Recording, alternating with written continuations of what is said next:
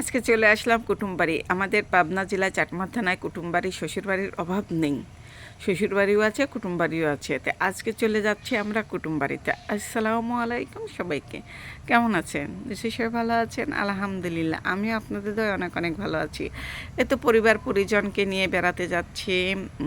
বালিশের নিচে টাকা জমিয়ে কী করব? যেদিন দুনিয়াতে আনন্দ ফুর্তি যেদিন না করে যাই, আর মনে যেদিন আফসোস আক্ষেপ নিয়ে যেদিন মরে যায়, মরেও শান্তি পাবো না। তাই ছোটো ছোটো ইচ্ছাগুলো পূরণ করি। আহামরি ইচ্ছা নেই, অনেকে তো অনেক ইচ্ছা পূরণ করে। জানি না আমার ইচ্ছাগুলো আল্লাহ তাআলা পূরণ করবে কি না। এমন কোনো আশা করি না যে আশা আমি পূরণ করতে পারবো না। ছোটোখাটো বাচ্চাদের আবদার একটু পূরণ করি। আর এগুলো হলো আমার ভাজতে ভাজতে আমার 2 মেয়ে আছে, মা আছে, ভাবি আছে। এখানে আমি তো আগে সবাইকে মাঝে মাঝে নিয়ে আসতাম ভিডিওতে, এখন তেমন কাউকে আনি না। আর নিজেও তো মাঝে মাঝে আসি না, আবার মাঝে মাঝে আসি। এই তো বলতে বলতে চলে আসছে কিন্তু কুটুমবাড়িতে। পাবনা জেলা চাটমোহর থানায় কুটুমবাড়ি আমাদের এলাকায়। আর এখানেই তো ট্রেন আছে, ঢোকার সঙ্গে সঙ্গে আমার বাচ্চারা অন্য কিছু রাইডে উঠবে না, শুধু ট্রেন।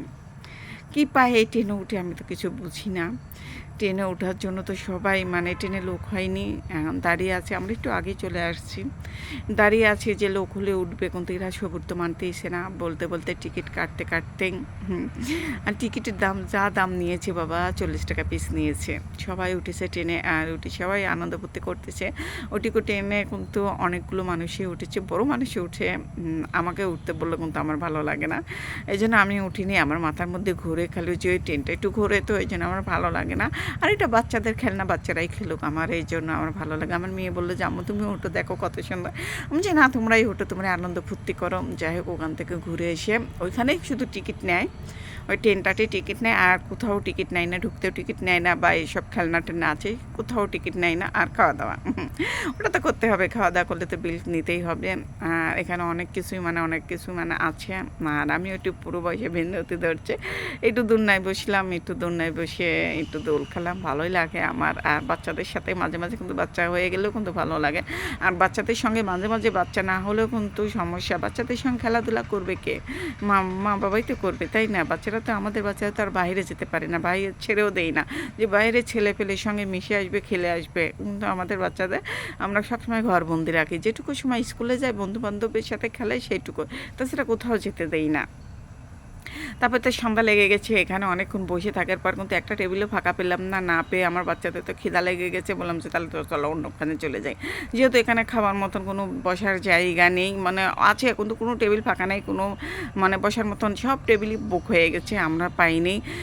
না পারার কারণ আমরা চলে আসলাম বালুচার ফিল্ডে। কিন্তু দেখেন কি অন্ধকার, কিন্তু মানুষ কিন্তু থই থই করতেছে, অনেক মানুষ এখানে। এখানে অনেক দোকানপাট পড়ছে, খাওয়া দাওয়ার জায়গা আছে। তো এখানে আমরা হলো বেলপুরি খাবো। বাচ্চাদের জিজ্ঞাসা করলাম কে খাবে, এখন জনের এক এক রকম ইচ্ছা। তো কেউ ভাজা কিনলো, কেউ বেলপুরি খেলো। আমরাও সবাই বেলপুরি খাইছি, আবার সবাই ভাজা খেয়েছি। এই তো বেলপুরি যে মামা মাখিয়ে দিচ্ছে, মাশাআল্লাহ বেলপুরিগুলো অনেক মজা লাগে। এর আগে আমি এই বেলপুরি খেয়েছি, খেতে অনেক ভালো লাগে আমার কাছে। এই জন্য আজকেও অর্ডার দিয়েছি, অনেক 8 পিস অর্ডার দিয়েছি। আমার তো আজকে 12টা বেজে গেছে, অনেক টাকা বিল আসছিল বেড়ানো টেরানো দিয়ে। আর এরকম বেড়ানো হলে তো খরচ হবেই, তাই না? টাকা জমিয়ে কি করব, বাচ্চাদের যদি শখই না পূরণ করি।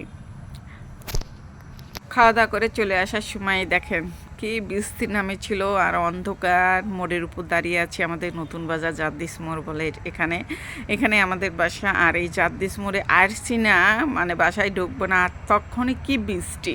দোকানে দাঁড়িয়ে আছি আর কারেন্টও চলে গিয়েছে। আর আমাদের বাচ্চারা তো এখানে এসে তো হই হুল্লা শুরু করে দিয়েছে, কে কী নিবে। পরে আমার মামার দোকানে নিয়ে গেছি, নিয়ে যায় ওদেরকে সব কিছু কিনে দিয়েছি। আর দেখেন বৃষ্টির জন্য সবাই কিন্তু দোকানে উঠেছিল, এখন যেই একটু বৃষ্টি কমছে না, সবাই এখন গাড়ি নিয়ে সবাই যার যার গন্তব্য ইচ্ছা না পৌঁছে যাচ্ছে। আর আমরা বাড়ি চলে আসলাম। সবাই ভালো থাকবেন, সুস্থ থাকবেন। আজ এই পর্যন্ত, আল্লাহ হাফেজ।